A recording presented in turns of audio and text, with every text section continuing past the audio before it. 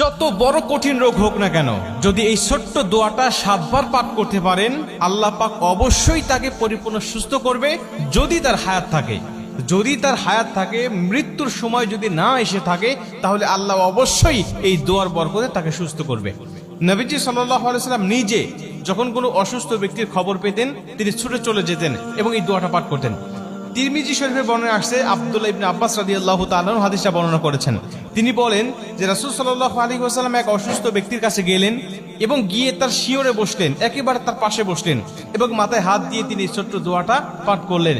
এবং নবীজি আমাদেরকে উদ্দেশ্য করে ডাক দেয়া বলেন, শোনো, এই দোয়াটা যদি কোনো ব্যক্তির কাছে গিয়ে, যদি কোনো মুমূর্ষু ব্যক্তির কাছে গিয়ে, যদি কোনো অসুস্থ ব্যক্তির কাছে গিয়ে এই দোয়াটা তোমরা পাঠ করতে পারো, আর আল্লাহ যদি ওই সময় তার মৃত্যু না লিখে থাকে, তাহলে অবশ্যই আল্লাহ পাক এই দোয়ার বরকতে তাকে সুস্থ করবে, তাকে শেফায়ে আজেলা কামেলা দান করবে।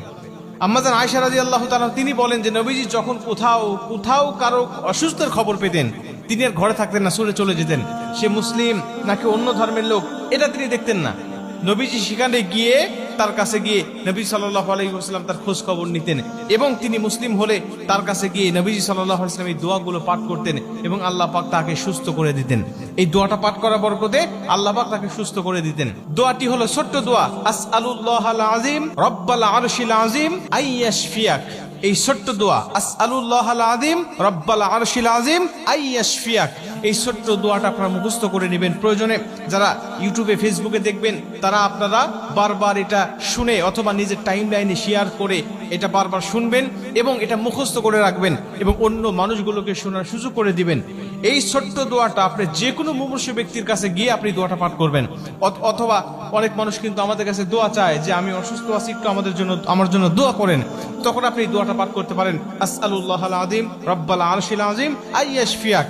এই ছোট্ট দোয়ার বরকতে আল্লাহ তাকেও সুস্থ করবে এবং আপনি যে রোগীর খোঁজ খবর নিতে গেলেন, এর বিনিময়ে আল্লাহ পাক আপনার জন্য কিছু ফেরেশতায় নিযুক্ত করে দিবে, শুধু আপনার মাগফিরাত কামনা করার জন্য। মুসলমান ভাইরানে আমার, নবীজি সাল্লাল্লাহু আলাইহি ওয়াসাল্লাম বলেন, যখন কোনো ব্যক্তি মুমূর্ষু ব্যক্তির খোঁজ খবর নেওয়ার জন্য যায়, যদি সকালবেলা যায়, আল্লাহ পাক তার জন্য একদল ফেরেশতা নিযুক্ত করে রেখে দেয়।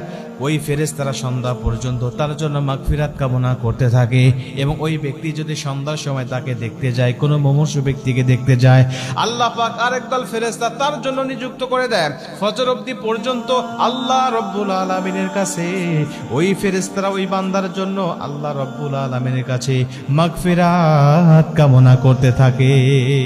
আপনি তার খোঁজ খবর নিতে গেলেন, সে অসুস্থ ব্যক্তির, এই খোঁজ খবর নিতে যাওয়ার কারণে আল্লাহ আপনার জন্য ফেরেশতা নিযুক্ত করে দিচ্ছে আপনার জন্য মাগফিরাত কামনা করার জন্য, এবং যাকে দেখতে গিয়েছেন আল্লাহ পাক তাকেও আপনার দোয়ার বরকতে তাকে পরিপূর্ণ সুস্থতা দান করতেছে। এই দোয়াগুলো পরীক্ষিত আমল, এটা সাহাবীদের আমল থেকে, নবীজি সাল্লাল্লাহু আলাইহি ওয়াসাল্লাম আমল থেকে এটা কিন্তু চলে আসতেছে। এজন্য আপনিও যখন কোনো মুমূর্ষু ব্যক্তির খোঁজ খবর পাবেন, তার কাছে গিয়ে আপনি এই দোয়াটা করবেন ইনশাআল্লাহ।